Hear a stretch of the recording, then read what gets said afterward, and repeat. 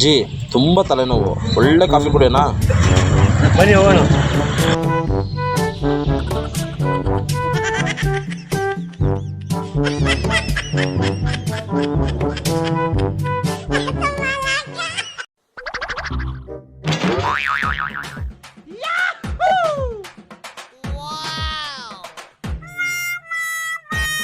ಅಣ್ಣ, ಅವತ್ತು ನಂದಲ್ಲ ತಪ್ಪು, ನಿಮ್ಮದು.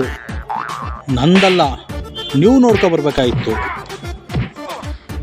ನಂದೇ ತಪ್ಪು ಆಯ್ತಾ?